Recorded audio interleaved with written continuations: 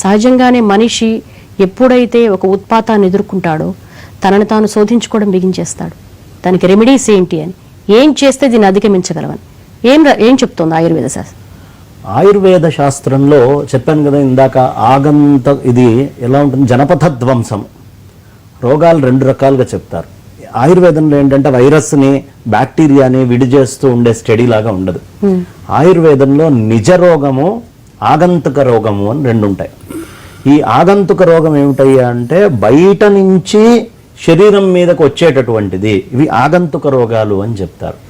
నిజ రోగము లోపలే ఉండి మన లోపల కఫపిత్త వాతాల యొక్క ప్రకోపాలు చేసేదాన్ని నిజ రోగాలు అంటారు. ఈ ఆగంతుక రోగంలాగా వస్తుంది ఇది. ఇప్పుడు ఆగంతకం అంటే బయట నుంచి మన మీదకి వచ్చేటటువంటి దాడి చేసేటటువంటి దాన్ని ఆగంతక రోగం అంటారు. ఈ ఆగంతక రోగాలని నియంత్రించడానికి మనకి ఇప్పటికే ఆల్రెడీ ఇండియన్ ఆయుర్వేదిక్ అసోసియేషన్ అద్భుతమైనటువంటి రకరకాలైనటువంటి సలహాలు ఇవ్వడం జరిగింది.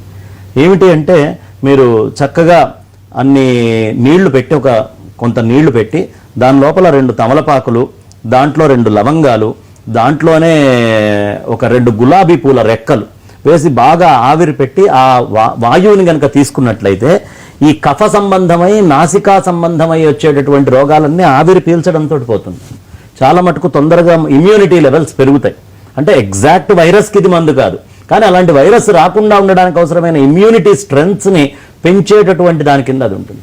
ఒకవేళ మనకి కఫం వచ్చేసింది, కఫము వచ్చి మనకి రకరకాలుగా బాడీ టెంపరేచర్ లెవెల్స్లో వేరియేషన్స్ వస్తున్నాయి, కఫపిత్త వాతాలు మూడిట్లో మార్పు వచ్చినప్పుడు ఏం చేయమన్నారంటే, ఒక 20 మిరియాలు చక్కగా దంచి ఒక 150 ml వాటర్లో దంచి ఆ 20 మిరియాలు వేసి దాదాపు ఒక 2 అంగుళాల బంధం అల్లం తీసుకొని దాన్ని కూడా దంచి అందులో వేసి, దాంతోపాటు 25 తులసి దళాలు, లేకపోతే ఏ కెమికల్స్ లేనటువంటి మన కిస్మిస్ తీసుకొని అందులో వేసి బాగా ఉడకబెట్టి, దాంట్లో కాస్త మామూలుగా గోరువెచ్చగా అయిన తర్వాత అందులో ఖచ్చితంగా బెల్లం, పాత బెల్లం కనుక వేసుకొని తాగినట్లయితే ఆల్రెడీ ఈ టెంపరేచర్ వేరియేషన్స్ ఇవన్నీ ఉన్న వాళ్ళని అది చాలా మటుకు కంట్రోల్ పెడుతుంది.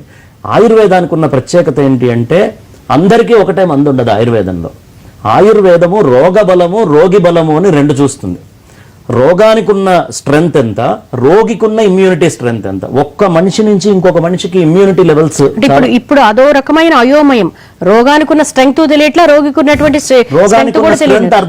అర్థమైపోయింది. వైరస్ రోగికి ఉన్నటువంటి స్ట్రెంగ్తే అర్థం చేసుకోవాలి వైద్యులు. రోగానికి ఉన్న స్ట్రెంగ్త్ ఏంటి, అది ఎక్కడెక్కడ ఎంతసేపు ఉంటుంది, ఎలా స్ప్రెడ్ అవుతుంది, స్ప్రెడ్ అయ్యి లోపలికి వచ్చిన తర్వాత అతని యొక్క కఫంలో మార్పు ఎందుస్తుంది, అతని యొక్క టెంపరేచర్ లెవెల్స్లో ఏ విధమైన మార్పు వస్తుంది, బాడీ పెయిన్స్ ఏ విధంగా వస్తున్నాయి, అది మొత్తం తెలుస్తుంది. రోగి బలం తెలియట్లేదు. ఎందుకు తెలియట్లేదు అంటే, ఇది ఎవడు క్యారీ చేస్తున్నాడో తెలియదు.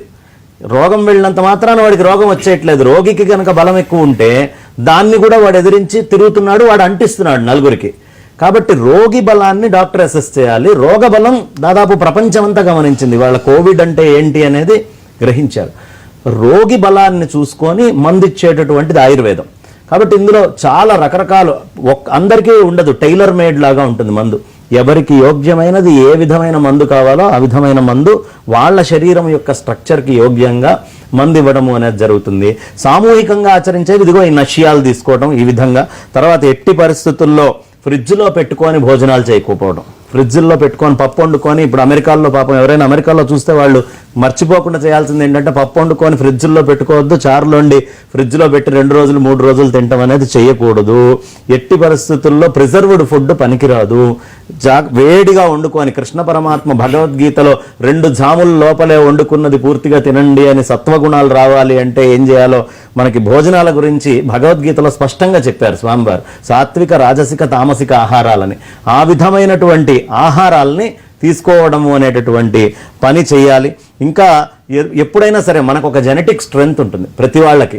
ఆ జెనెటిక్ స్ట్రెంగ్త్ అంటే మన పూర్వం నుంచి తల్లిదండ్రుల నుంచి వచ్చేటటువంటి ఆరోగ్యము మనకి చాలా ఉంటుంది. వాళ్ళకి బ్యాక్ షుగర్లు ఉన్నాయా, డయాబెటీస్లు ఉన్నాయా, అవి చూసుకొని దానికి యోగ్యమైనటువంటి ఆ పరంపరగా వచ్చేదాన్ని కూడా జాగ్రత్తగా చేసుకోవాలి. ఇంకొకళ్ళ బట్టలు ఎట్టి పరిస్థితుల్లో మనం వేసుకోకూడదు, ఇంకొకళ్ళ చెప్పులు మనం వేసుకోకూడదు. మనకి పూర్వం అది దరిద్రంగా, వాడి బట్టలు నువ్వు వేసుకున్నావేమిటి, వాడి చెప్పులు నువ్వు వేసుకున్నావేమిటి అని చెప్పేటటువంటి చాదస్తమైన ఆచారాలన్నీ కరోనా పుణ్యమా అని వాళ్ళు ఆచరించి ఇప్పుడు తీరాల్సిందే. మర్చిపోయినటువంటి పెద్దలు చెప్పిన అన్ని కూడా గుర్తొస్తున్నటువంటి సమయం ఇది. ఒకరి బట్టలు ఒకరు వేసుకోవద్దు, లేకపోతే కాళ్ళు కడుక్కుని ఇంట్లోకి రావాలి, మన సంస్కారం ఇది, మన సంప్రదాయం ఇది, మన ఆచారాలు ఇవి అని ఎవరిని వాళ్ళు తెలుసుకోవాల్సిన సమయం ఇది.